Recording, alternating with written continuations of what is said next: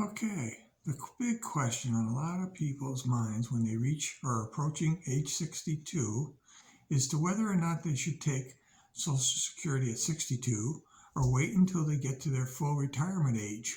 Okay, that is a big question in a lot of people's lives, and it's a very important question because it has a huge determination on how you will live through your retirement years.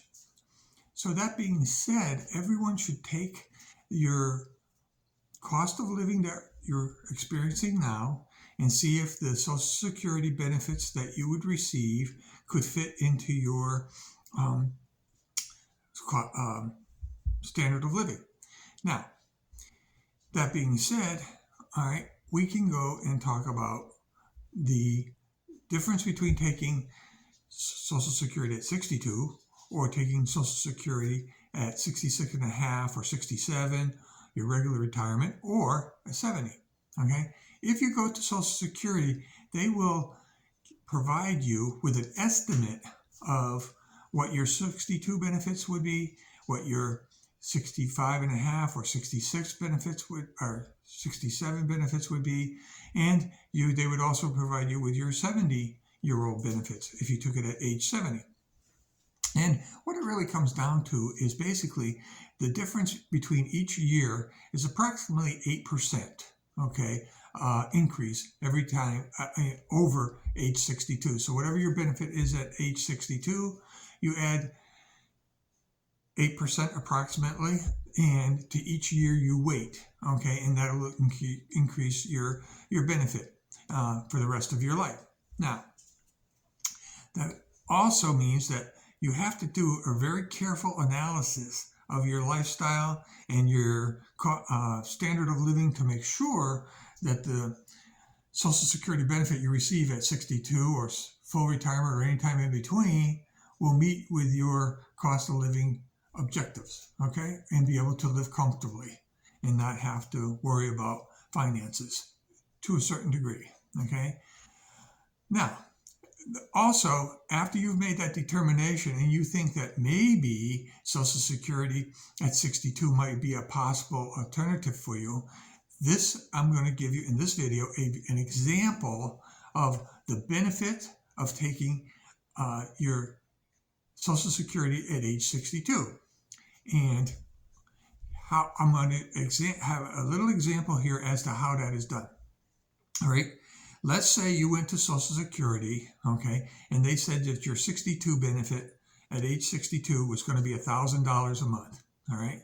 And then they said at age 66 and a half that or normal retirement age, you're going to have approximately $1,300 a month, which is around 8% increase per year for the 4.5 years that you're going to wait, all right? Now, that is 4.5 years that you will receive Social Security at $1,000 a month, okay, before you reach normal retirement age. Now, at $1,000 a month, okay, for those 4.5 years, it's going to be $54,000 that you're going to receive in Social Security benefits that you would not receive if you wait until age 66 and a half or your normal retirement age. Okay, so if you take that $54,000 that you receive over the 4.5 years you take early, and the difference, you take that $54,000 and the difference that you would have gotten at 62 and 66 and a half is $300. So let's take the $300 and divide it into the $54,000, okay? And it comes out to approximately 180 months, okay, of benefit at age 60, at full retirement, okay, that is what you would have to live to in order for the two to like break even, basically. And the benefit of not taking it at 62 would be not beneficiary as far as dollars and cents go to you, all right? So if you take age 66 and a half and you add the 180 months, you're looking at 15 years of Social Security benefit that that will be part of, your income for the rest of your life. But the thing is if you expect to live into your 80s, okay, 82 or whatever, that's when you would have been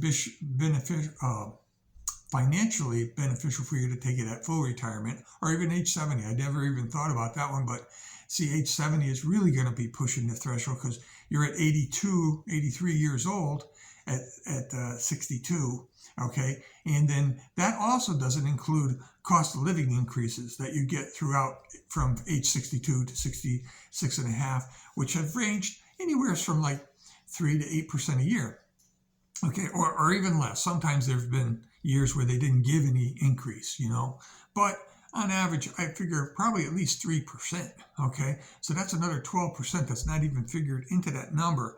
So if you plan on living to be, in excess of 85 years old, and that's in this day and age, not that unheard of. There's a lot of folks that live to be 85 plus. But if you delay, let's say, and go to 70, that number goes up to probably over 100 years old before you even break even as to taking it at 62. Because if you're adding in 6 or 8 more years, you're really, doubling that. So from 82, probably about 102, you'd have to live before you lose any financial benefit from Social Security taking it early. So if in your financial condition or standard of living meets the requirement and the amount that Social Security gives you meets your requirements for your standard of living, and you think you may be able to survive well on Social Security, and some people can survive quite well, and some others may not and have to delay taking the benefit, all right, then if it is a fit for you, then you should definitely take it at age 62, because not many of us make it into our 80s, much less 90s or 100s, okay? And also, keep in mind that in some of those scenarios that you may be analyzing, that between age 62, and this is just another tip, in your full retirement age, you're restricted from how many dollars you can make per year. And if you make over that amount, they take back, I think, $1 for every $2 you make on your Social Security. Okay, so keep that in mind. All right, and then there are other factors in determining, whether you take Social Security at 62 as opposed to your normal retirement age, and those other factors are very complex, and they're part of the Social Security system, where if you have a spouse who made more money than you and they pass away, you can take their Social Security as opposed to your Social Security. There's all kinds of things that people can do and assess in order to, determine whether taking Social Security at age 62 is a right fit for them. But basically, if it is financially doable for you, because it's purely a financial decision, okay, for which you'll make. But I think over time, all right, the years of all the COLAs and the cost of living adjustments that you get from Social Security, you will definitely benefit from collecting your $54,000 at age 62, okay, and making it, and it will last, till you're in your 80s before you financially start losing money, okay? So this is just a tip for folks to think about and see if it would fit for you, and if it does, and you think you can live on it and everything will be, good for you, then I highly recommend that you look into taking it at age 62 as opposed to waiting to 66 and a half or 67. And also, 70 is way out there. So just a tip for everybody to think about.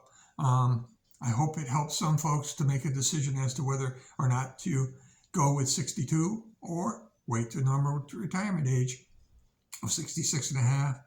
And I'm going to have further videos on other topics based on my lifetime of finance and, accomplishments just on my personal level as to what I did when I was younger, starting out, where I never rented an apartment in my life, and other things that I have done over my lifetime. I'm in my 70s now, and I would like to share these lifetime tips with folks as to what